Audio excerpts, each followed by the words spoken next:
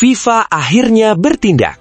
Setelah bertahun-tahun aksi guling-guling, buang waktu, dan drama di atas lapangan menjadi bahan perdebatan, kini aturan baru resmi diberlakukan.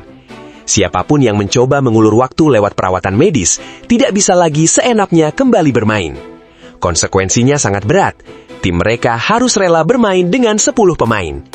Perubahan ini diprediksi bakal mengubah wajah sepak bola dunia. Dan yang paling menarik, Timnas Indonesia disebut-sebut sebagai salah satu tim yang bisa meraup keuntungan terbesar. Benarkah era mengulur waktu telah berakhir? Dan apakah ini menjadi kabar buruk bagi tim-tim yang selama ini mengandalkan ritme lambat? Simak videonya sampai selesai.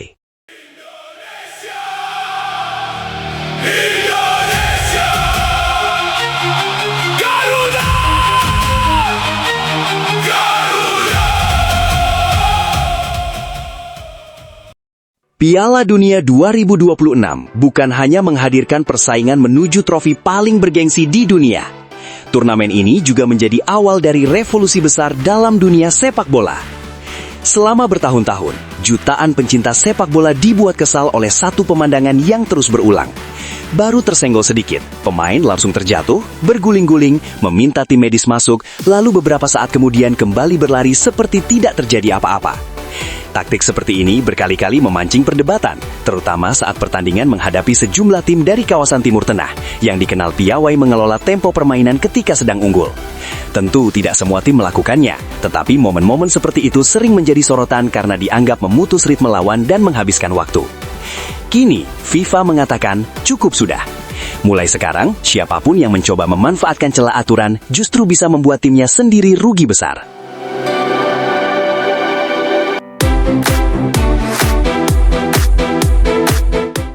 FIFA bersama ILIFAB resmi menerapkan aturan baru yang mulai berlaku pada 1 Juli 2026. Intinya sederhana, tetapi dampaknya luar biasa besar.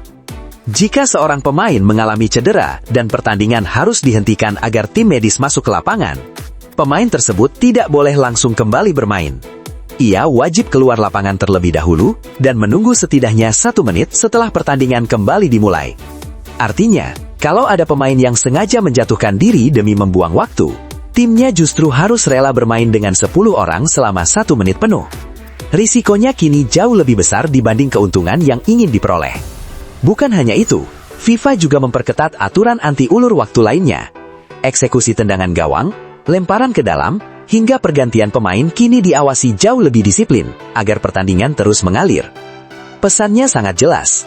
Sepak bola harus dimenangkan lewat kualitas permainan, bukan karena berhasil menghabiskan waktu dengan berbagai trik.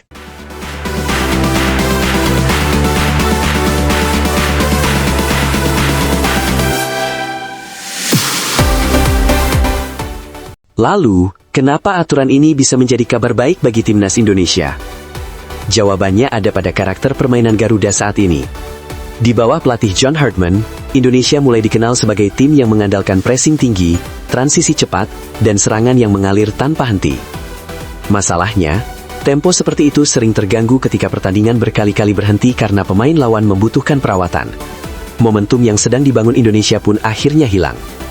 Kini situasinya berbeda. Setiap pemain tentu akan berpikir 2 kali sebelum terlalu lama berbaring di lapangan, karena konsekuensinya justru membuat tim sendiri bermain dengan 10 orang. Kalau pertandingan berjalan lebih cepat, lebih bersih, dan minim gangguan, kecepatan pemain-pemain Garuda justru bisa menjadi senjata yang semakin mematikan. Indonesia tentu bukan satu-satunya tim yang diuntungkan, namun tim yang mengandalkan intensitas tinggi, diyakini akan lebih mudah memaksimalkan kekuatan mereka dibanding era sebelumnya. Menariknya, aturan baru ini diprediksi akan mengubah cara banyak tim menyusun strategi. Tim-tim yang selama ini dikenal piawai mengatur tempo lewat jeda-jeda pertandingan, kini harus mencari pendekatan baru. Sementara tim yang mengandalkan kecepatan dan permainan terbuka justru memiliki peluang lebih besar untuk mendominasi. Apakah ini akan membuat sepak bola menjadi lebih adil? Dan yang paling penting, apakah Timnas Indonesia mampu memanfaatkan perubahan besar ini untuk tampil lebih berbahaya di Piala Asia dan kualifikasi menuju panggung dunia? Tulis pendapat kalian di kolom komentar. Menurut kalian, apakah aturan baru FIFA ini benar-benar akan mengurangi drama di lapangan, atau justru akan melahirkan taktik-taktik baru yang belum pernah kita lihat sebelumnya? Jangan lupa like video ini, subscribe, aktifkan lonceng notifikasi, agar tidak ketinggalan kabar terbaru seputar Timnas Indonesia dan sepak bola dunia. Karena di channel ini, kita bukan hanya membahas sepak bola, tetapi juga mengupas cerita, strategi, dan fakta-fakta menarik di balik setiap pertandingan.